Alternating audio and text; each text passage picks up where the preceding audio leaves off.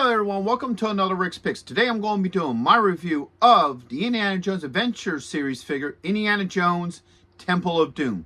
So what I'm going to do is I'm going to take a look at him in packaging, and I'm going to take a look at the figure and his accessories, and then I'm going to give you my thoughts on him. Also this week I'm going to be doing reviews on the other figures from this wave, which would be Indiana Jones Dial of Destiny, Indiana Jones Hypnotized, Short Round, and also Helen Swan.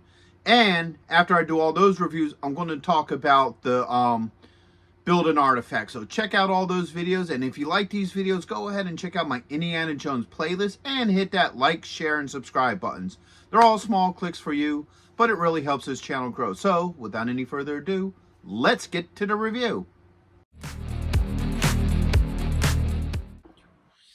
Alright, so here he is in packaging. I do like the packaging for him. So you got your Indiana Jones Adventure on top. You got a nice picture of the figure. You get a little bit of art here on the side. The build an artifact. His name. Your choking hazard. Age restriction.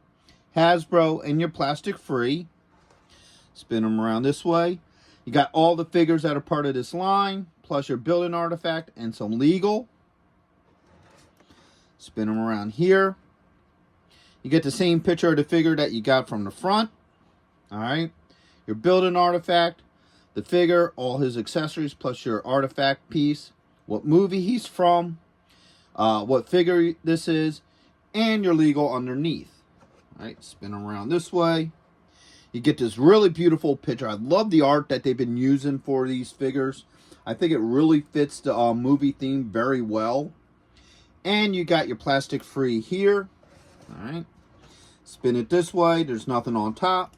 And underneath you got more legal. So with all that being said, let's open him up and see what he's about. Alright. So here he is out of packaging. He's a good looking figure.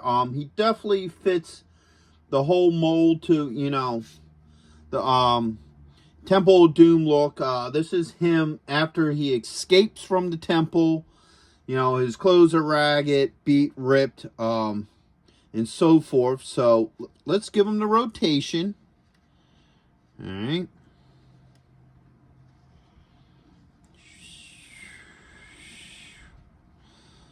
Alright. And now let's get a close-up look at some of these details on him. So, I think they caught Harrison Ford's face really well. I like the detail to it. They have the ripped sleeve here. I think that was when, I think it was when the big guy was going under the roller and he was grabbing for his sleeve and it ripped off. He has the bandaged hand here from his previous injuries. Alright, so he has the gun holster and then he has a little strap here. Oops, move that arm. Right here for the whip. So there's not really any real extreme details on him. You can see on the clothes there's dirt marks. Alright, and stuff like that. These are the whip marks from when he was whipped. Alright, so they did put some really nice detail into this figure. I will give them that. So, first off, the hat doesn't come off. So, the hat is stationary. And let's start going through some of his points of articulation. So, first off, the head moves around. Alright. You got a shoulder joint. Alright. That does rotate. You got an elbow joint. And a wrist joint.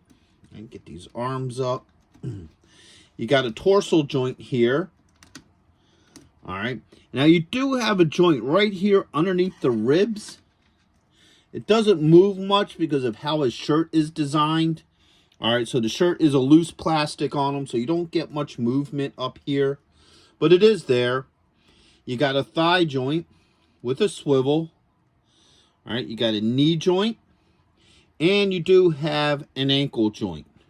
Okay. So, overall, so far, I like the look of this figure. I think he's a pretty decent looking figure. Get him back into position.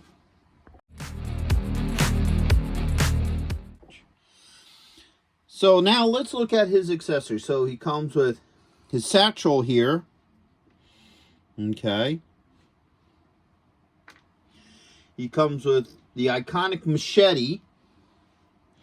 Alright, the one that he uses to cut the bridge down. Alright.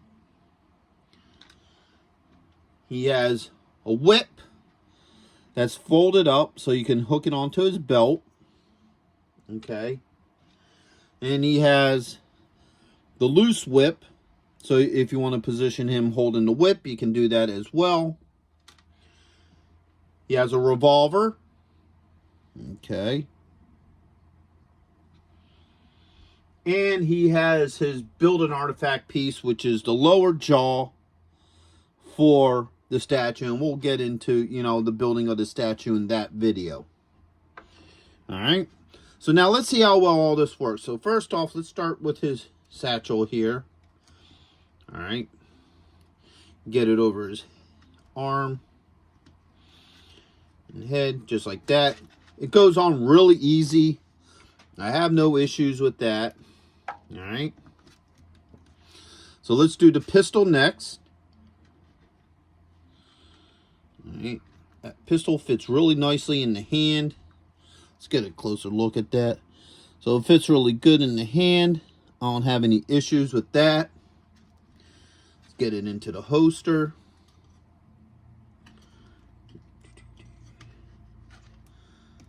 All right.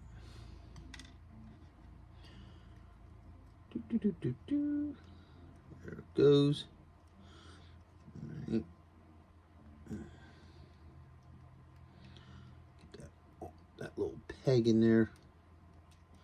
Now sometimes things like these pegs are really hard to get in because it's all soft plastic. So you're trying to get a soft plastic peg in a hole. So it wants to bend and stretch, and so trying to get that in there is a bit of a pain. Okay.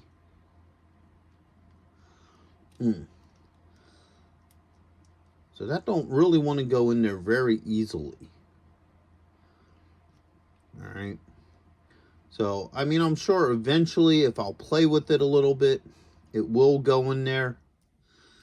But it is kind of hard to get that in there because it's a soft plastic.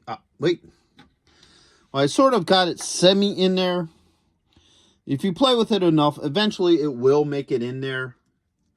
It's just that and that's with any soft peg. Sometimes I get annoyed when they have those soft pegs because they just don't work right. They can always be kind of a pain in the rear to just get in place. So speaking of which, let's get the whip out of the way. So that's a soft peg too, trying to go into his thigh here. Okay. It does go in the hole. It doesn't want to stay in the hole. All right. Which I believe has always been an issue with these Indiana Jones figures. Let me spin it around this way. Let's see if it gets in there. Is that they make these really soft pegs and they just don't want to work right. All right.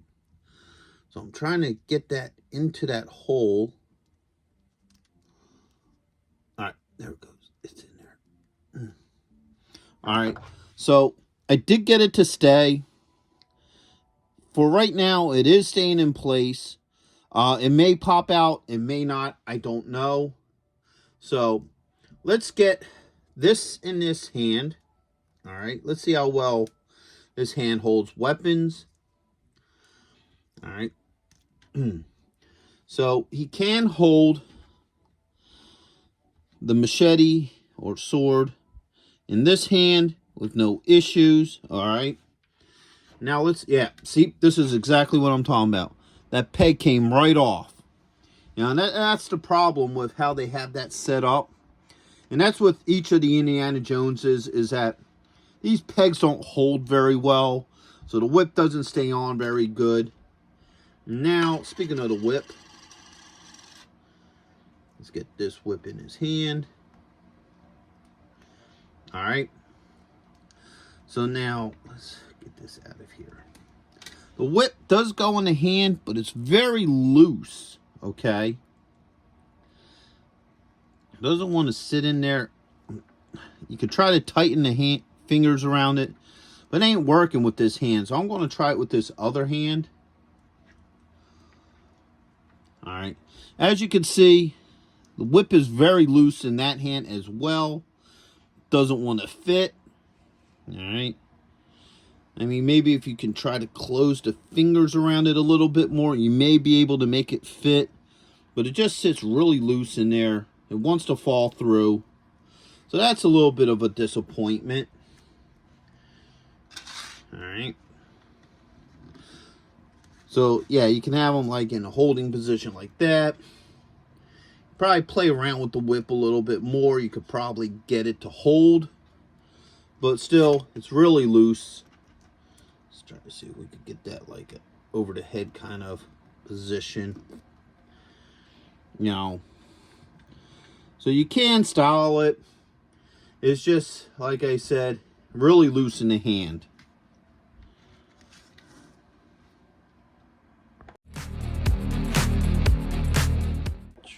So, overall, I do like this figure. I think the figure himself is a pretty solid looking figure.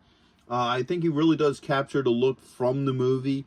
All his joints seem to work pretty well. I didn't have to heat any of them up or anything to get them to move. And they're tight enough to where they're not loose and jiggling around. Any issues I have with them comes with the accessories. Like, it's a little bit hard to get this peg to close for his gun holster. And it's a pain to get the wrapped up whip to stay on this peg. You know, it'll sit there for a minute, and maybe if you don't move them around much, it may stay, but it doesn't want to stay there. And that's been a problem with previous Indiana Jones figures as well. With this line is that they use this system, and it just doesn't work very well. And also, it just seems like the whip is a little small for his hands. You know, it wants to slide through. It doesn't want to stay in there nice and solid. So, most of my issues are minor issues with the accessories. Other than that, I still think he's a pretty decent looking figure. And I think he would go well with the rest of your Indiana Jones Adventure Series collectibles. So, with that being said, I hope you guys did like this video. If you did, go ahead and check out my Indiana Jones playlist. And hit that thumbs up, share, and subscribe. They're all small clicks for you, but it really helps this channel grow. So, into the next one. Late.